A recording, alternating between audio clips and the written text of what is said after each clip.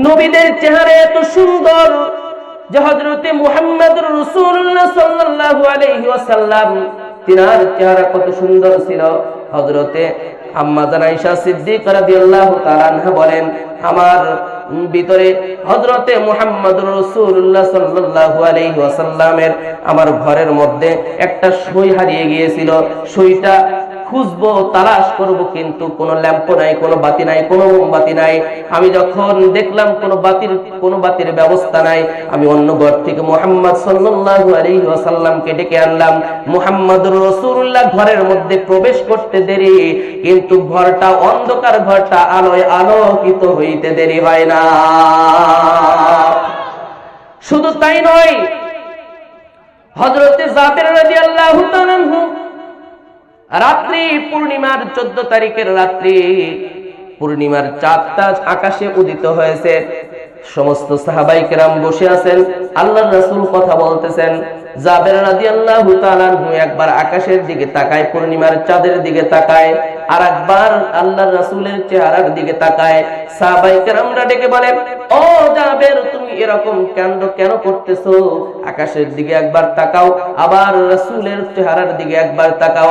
জাবের রাদিয়াল্লাহু তাআলা আনহু ডেকে বলে, ও আমার আল্লাহর রাসূলের সাহাবায়ে কেরাম শোনো, ও আমার ভাইরা শোনো, আমি দেখলাম পূর্ণিমার চাঁদ আকাশের মধ্যে, ওই পূর্ণিমার চাঁদটা বেশি সুন্দর না দুনিয়ার চাঁদ বেশি সুন্দর?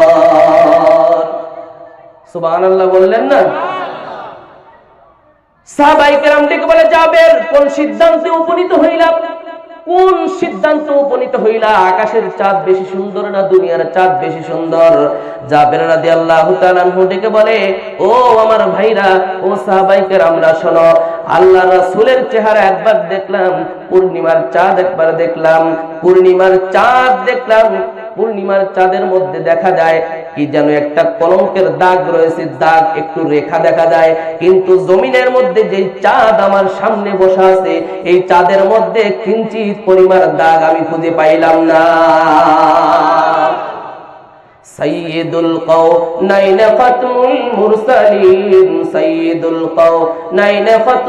মুরসালিন আখির আমদ বুয়াদ ফখরুল আউয়ালিন, শুধু ওজুদাশ রাহমাতাল লিল আলামিন, মসজিদে উশুদ হামারো ইয়ে জমিন, শুধু ওজুদাশ রাহমাতাল লিল আলামিন, মসজিদে উশুদ হামারো ইয়ে জমিন।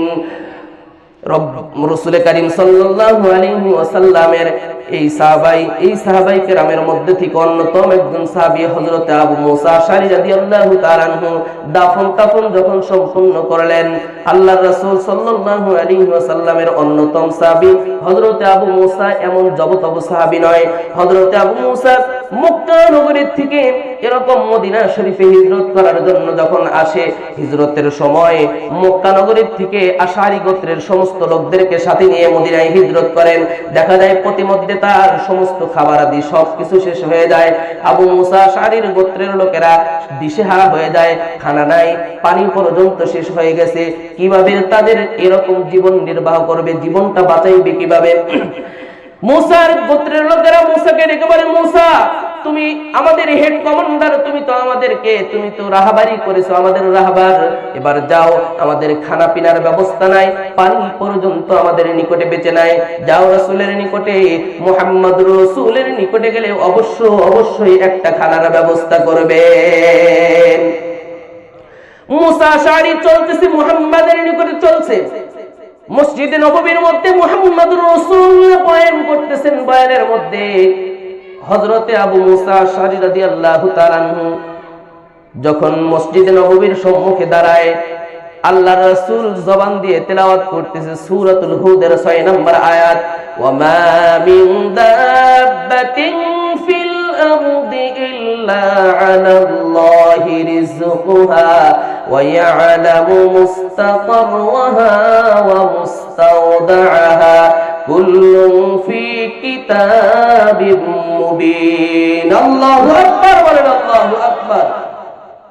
মুসলমান ইমানদার ভাইরা রে আমার, হযরতে আবু মুসা এই আয়াতে কারিমা শুনে সাথে সাথে থমকে দাঁড়িয়ে গেছেন, আর এক পা সামনের দিকে অগ্রসর হয় নাই। আয়াতের মধ্যে বলতেছে আল্লাহ তাআলা রব্বুল আলামিন বলেন, এই দুনিয়ার মধ্যে আমি যত ওই প্রকার কীট পতঙ্গ পশু পাখি যা কিছু আমি সৃষ্টি করেছি, সমস্ত কিছুর রিজিকের দায়িত্ব কেবলমাত্র শুধুমাত্র আমি আল্লাহ তাআলা আমার নিজের হাতের মধ্যে নিয়ে নিয়েছি। সুবহানাল্লাহ, সুবহানাল্লাহ। হযরত আবু মুসা যখন বুঝতে পারলেন যে আহারে আল্লাহ পাক রব্বুল আলামিন যদি ওই পোকা কীট পতঙ্গ পশু পাখি এই সমস্ত কিছুর রিজিকের দায়িত্ব আল্লাহ হাতের মধ্যে নিয়ে নেন, তাহলে তো আমরা উত্তম মাখলুক। আল্লাহ ওই পোকার যদি রিজিকের ব্যবস্থা করে থাকে, আমার রিজিকের ব্যবস্থা, আমার গোত্রের রিজিকের ব্যবস্থা ওই আল্লাহ করে দিবে। রিজিকের পিছনে আজকে আমরা দৌড়াই, রিজিকের পিছনে দৌড়াই অবৈধ পথ অবলম্বন করতেছি, রিজিকের পিছনে দৌড়াইয়া আমরা সুদের খাতায় নাম লেখাইতেছি, রিজিকের পিছনে দৌড়াইয়া আমরা ঘুষের খাতায় নাম লেখাইতেছি। ও মুসলমান ইমানদার, আল্লাহ রাব্বুল আলামিন বলছেন, ও আমার বান্দা, তোমার উত্তম রিজিকের ফয়সালা আমি আল্লাহ করব। কে বলছেন? আল্লাহ বলেন, ওয়াল্লাহু খায়রুর রাযিকিন।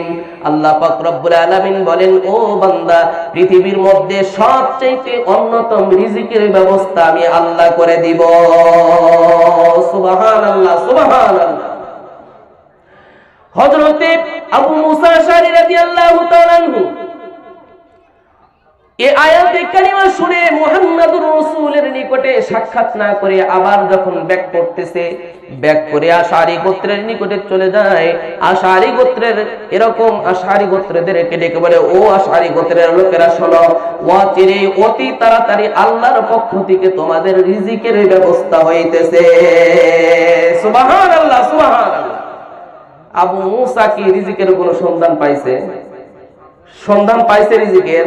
কোন সন্ধান পায় নাই, কিন্তু কনফিডেন্স, তাওয়াক্কুল, ভরসা কার করেছেন? কার করেছেন? রব্বে কারীম। ওই সময় ছিল, এখনো আছে না নাই? রব্বে কারীম ও সময় ছিল, এখনো আছে, ভবিষ্যতেও কিয়ামত পর্যন্ত সে আল্লাহ থাকবেন। ও সময় যে আল্লাহ রিজিকের ব্যবস্থা করেছেন, এখনো সে আল্লাহ ব্যবস্থা করবেন কিয়ামত পর্যন্ত। কে, কোন ব্যক্তি আমাদের রিজিকের ব্যবস্থা করবেন? আল্লাহ আমাদের রিজিকের ব্যবস্থা করবে। মুসলমান ভাইরানি আমার, আবু মুসা যখন তার গোত্রের লোকদেরকে এরকম সুসংবাদ দিয়ে দিল, ও আশআরী গোত্রের লোকেরা শোনো, ওয়াসিরে আল্লাহর পক্ষ থেকে তোমাদের রিজিকের ব্যবস্থা হইতেছে। এই কথা বলে হযরত আবু মুসা জায়নামাজটা নিয়ে তাবুর এক কোণায় গিয়ে মুসাল্লা জায়নামাজটা বিছাইয়া মুসাল্লাই দাঁড়িয়ে গেছে, নামাজে দাঁড়িয়ে গেছে। সিজদার মধ্যে আল্লাহকে ডেকে বলে, রব্বে কারীম, আশআরী গোত্রের লোকদেরকে আমি এরকম শুভ সংবাদ দিয়ে দিয়েছি। আর এই শুভ সংবাদ কিন্তু আমার মন গড়া শুভ সংবাদ দেই নাই। তুমি আল্লাহ তাআলা কুরআনুল হাকিমের মধ্যে বলেছো, ওয়া মা মিন দাব্বাতিন ফিল আরদি ইল্লা আলাল্লাহি রিজকুহা ওয়া ইয়ালামু মুস্তাকাররাহা ওয়া মুস্তাওদাআহা কুল্লুন ফি কিতাবিম মুবিন। জোরে বলেন আল্লাহু আকবার।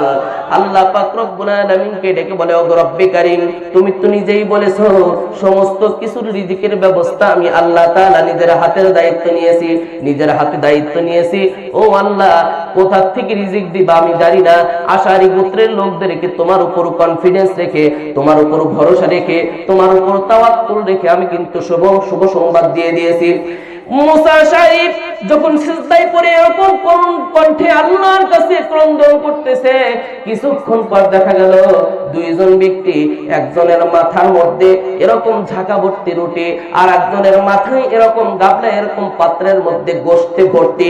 দুইজন ব্যক্তি এসে দেখতেছে, ও আশআরী গোত্রের লোকেরা, তাবুর মধ্যে থেকে বাহির হও, আর এই যে রুটি এবং গোশত নাও, তোমরা তোমাদের পেট ভরে খানা খেয়ে তোমাদের ক্ষুধা নিবারণ করো। সুবহানাল্লাহ, বলেন সুবহানাল্লাহ। যখন দুইজন ব্যক্তি এরকম রুটি এবং গোশত আশআরী গোত্রের নিকটে দেয়, তারা তো ক্ষুধায় জর্জরিত, ক্ষুধা লাগলে দিশেহারা হয় কি হয় না? এমন ক্ষুধার্ত অবস্থায় আল্লাহর নবীর সাহাবীরা দিনের পর দিন ক্ষুধার্ত অবস্থায় থাকছেন। শুধু সাহাবায়ে কেরাম নয়, আল্লাহর নবী নিজেও একদিন দুই দিন নয়, মাসের পর মাস এরকম পেটে পাথর বেঁধে থাকছেন। কথা বলেন ঠিক না বেঠিক? জোরে বলেন ঠিক না বেঠিক? মুহাম্মদুর রাসূলুল্লাহ সাল্লাল্লাহু আলাইহি ওয়াসাল্লামের অন্যতম একজন সাহাবী হযরতে আলী কাররামাল্লাহু ওয়াজহাহু তাআলা, নাম শুনছেন? যাকে বলা হয় শেরে খোদা, যাকে বলা হয় আল্লাহর রাসূল বলছেন আনা মাদিনাতুল ইলমি ওয়া আলিয়্যুন বাবুহা, আমি হলাম ইলমের শহর, আর এই শহরের ঘাঁটি, এই শহরের দরজা হলো আমার আলী। সুবহানাল্লাহ। আলী রাদিয়াল্লাহু তাআলা আনহু তার ঘরের চুলার মধ্যে 3 দিন যাবত আগুন জ্বলে না। আল্লাহর রাসূলের নিকটে দৌড়ে যায়। দেখেন তারা নেতাকে কেমন মানতেন, নেতাকে কেমন মানতেন। আল্লাহর রাসূলের নিকটে যখন যায়, আল্লাহর রাসূলের নিকটে গিয়ে বলে, ওগো রাসূল, নারায়ে তাকবীর, নারায়ে তাকবীর, জোরে বলেন, জোরে, নারায়ে তাকবীর, লিল্লাহি তাকবীর।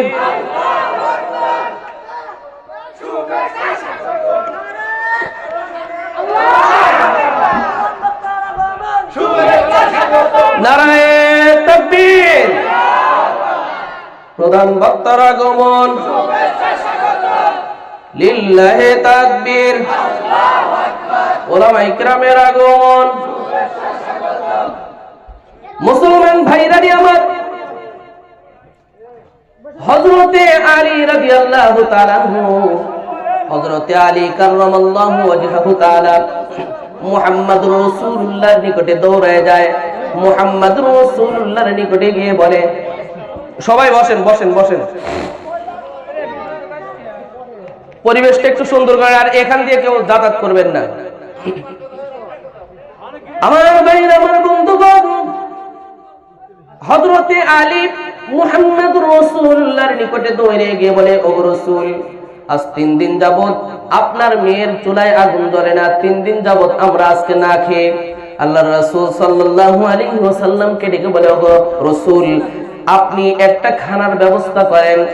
আল্লাহর নবী আলী রাদিয়াল্লাহু তাআলা ডেকে বলে, আলী, তুমি আজকে 3 দিন যাবত না খেয়ে, তুমি কি জানো যে নেতার কাছে তুমি এসেছো, যে মুহাম্মাদের নিকটে এসেছো, যে নবীর কাছে তুমি এসেছো, এই নবী আজ থেকে 1 দিন 2 দিন 3 দিন নয়, আজ থেকে 7 দিন পর্যন্ত না খেয়ে আছে।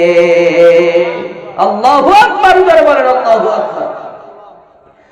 আলী রাদিয়াল্লাহু তাআলা আনহু যখন মুহাম্মদুর রাসূলুল্লাহ সাল্লাল্লাহু আলাইহি ওয়াসাল্লামের কথা বললেন, হতভম্ব হয়ে গেলেন। আলী রাদিয়াল্লাহু, আল্লাহর রাসূল সাল্লাল্লাহু আলাইহি ওয়াসাল্লাম ডেকে বলেন, আলী, যদিও আমি 7 দিন যাবত না খেয়ে, কিন্তু তুমি আমার কাছে এসেছো, তোমার একটা ব্যবস্থা অবশ্যই করব। দেখো, ওই যে খেজুরের বাগান, খেজুরের বাগানের মধ্যে থেকে কিছু খেজুর নিয়ে আসো। আল্লাহর নবী মুহাম্মদুর রাসূলুল্লাহর কথা শুনে হযরতে আলী রাদিয়াল্লাহু তাআলা আনহু দৌড়ে খেজুরের বাগানের মধ্যে যায়। খেজুরের বাগানের মধ্যে গিয়ে দেখে, হাই, একটা খেজুর গাছের মধ্যে কোনো খেজুর নাই। কিন্তু আলী রাদিয়াল্লাহু তাআলা আনহুর মনের মধ্যে একটা ভরসা, একটা তাওয়াক্কুল ছিল, বিশ্বাস ছিল। মুহাম্মদুর রাসূলুল্লাহ কথাটা বলেছেন, জবান দিয়ে কথা বলেছেন, আর মুহাম্মদ একটা পৃথিবীর মধ্যে একটা কথা বলবেন, আর আল্লাহ তাআলা ওই কথাটা মুহাম্মদ সাল্লাল্লাহু আলাইহি ওয়াসাল্লামের বলতে দেরি, কিন্তু আল্লাহ তাআলা ওই কথাটা বাস্তবায়ন করতে দেরি করে না। মুহাম্মদুর রাসূলুল্লাহর এই কথার উপর বিশ্বাস করে হযরতে আলী রাদিয়াল্লাহু তাআলা আনহু খেজুর গাছকে ডেকে বলে, ও খেজুর গাছ, আমি জানি তোমার মধ্যে এখন খেজুর পাওয়া যাবে না, কারণ এখন খেজুরের কোনো সিজন না, কিন্তু আজকে আমি 3 দিন যাবত না খেয়ে, এ না খাওয়া অবস্থা দেখে রাসূলুল্লাহ সাল্লাল্লাহু আলাইহি ওয়াসাল্লাম তোমার নিকটে পাঠিয়েছেন। মুহাম্মদ সাল্লাল্লাহু আলাইহি ওয়াসাল্লাম আমাকে তোমার নিকটে পাঠিয়েছেন। তোমার কাছে আমি চাই, আমার কথার উপর বেসিস করে নয়, যে রাহমাতাল লিল আলামিন, যে দু জাহানের বাদশা মুহাম্মদুর রাসূলুল্লাহ আমাকে পাঠাইছেন, এই মুহাম্মদ আমাদের কথার উপর বেসিস করে তুমি আমাকে খেজুর দাও। আল্লাহর নবীর সাহাবী হযরত আলী রাদিয়াল্লাহু তাআলা আনহু খেজুর গাছকে এই কথা বলতে দেরি, কিন্তু ওই খেজুর গাছের মধ্যে থেকে ঝরঝর করে খেজুর পড়তে দেরি করে না।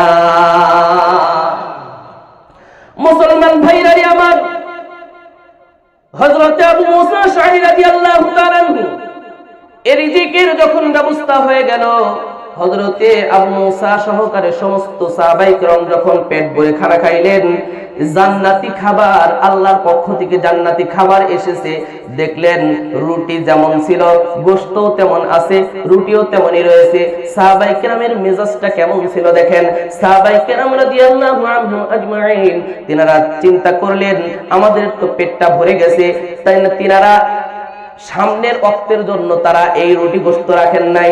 তারা কি করলেন, দুইজন ব্যক্তিকে ফিট করে দিলেন, দুইজন ব্যক্তিকে নিয়ে যেতে করে দিলেন।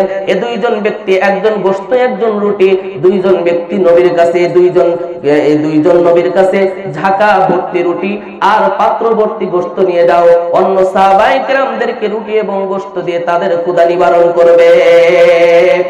মুহাম্মদুর রাসূলুল্লাহর নিকটে যখন এই দুইজন ব্যক্তি গিয়ে বলে, ও রাসূল, আপনি আমাদের নিকটে রুটি এবং গোশত পাঠিয়েছিলেন, আমাদের উপযুক্তর চাইতে বেশি হয়ে গেছে, ও রাসূল মেহেরবানি করে এই খানাটা আপনি গ্রহণ করুন, আপনার অন্য ক্ষুধার্ত সাহাবায়ে কেরামদেরকে রুটি এবং গোশত বন্টন করে দেন। মুহাম্মদ রাসূলুল্লাহ ডেকে বলে, ও আশআরীর গোত্রেরা, ও আশআরী গোত্রের লোকেরা, আমি তো তোমাদের নিকটে কোনো খানা পাঠাই নাই।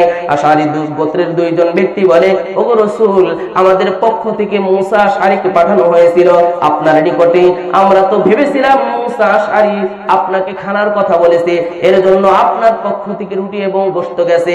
হযরত মুহাম্মদুর রাসূলুল্লাহ সাল্লাল্লাহু আলাইহি ওয়াসাল্লাম ডেকে বলেন, ও আশআরীর গোত্রের লোকেরা শোনো, আমি যখন আবু মুসা যখন এসেছে তখন আমি মসজিদে নববীতে এরকম মিম্বারের উপরে বসে আমি বয়ান করতেছিলাম, ওয়া মা মিন দাব্বাতিন ফিল আরদি ইল্লা আলাল্লাহি রিজকুহা ওয়া ইয়ালামু মুস্তাকাররাহা ওয়া মুস্তাওদাআহা কুল্লুন ফি কিতাবিম মুবিন। আল্লাহু আকবার, জোরে বলেন আল্লাহু আকবার।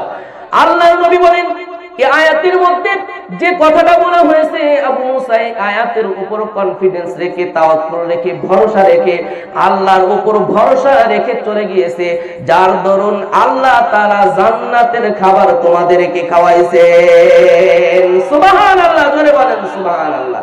ও আল্লাহ আছে, এখন আছে না নাই? ওই সময় আল্লাহ জান্নাতি খাবার আল্লাহ ফেরেশতাদের মাধ্যমে পাঠিয়ে দিয়েছেন সাহাবায়ে কেরামের কাছে। আল্লাহ ইচ্ছা করলে আমাদেরকেও জান্নাতি খাবার খাওয়াইতে পারেন কি পারেন না? এরকম তাওয়াক্কুল, এরকম কনফিডেন্স, এরকম দৃঢ় তাওয়াক্কুল আমাদের থাকতে হবে, ইস্তেকামতের সাথে আমাদের থাকতে হবে, আল্লাহর উপরে ভরসা, তবেই না আল্লাহর পক্ষ থেকে উত্তম রিজিকের ফয়সালা হবে। ঠিক কিনা জোরে বলেন, ঠিক কিনা জোরে বলেন, ঠিক কিনা? আজ থেকে আমরা সকলেই এরকম সুদ ঘুষ থেকে বিরত থাকব, যতক্ষণ পর্যন্ত আল্লাহর পক্ষ থেকে উত্তম রিজিকের ব্যবস্থা না হবে ততক্ষণ পর্যন্ত আমরা শ্রম দেব। কোন পথে? অবৈধ পথে না বৈধ পথে? বৈধ পথ অবলম্বন করব, অবৈধ পথে আমরা যাব না ইনশাআল্লাহ।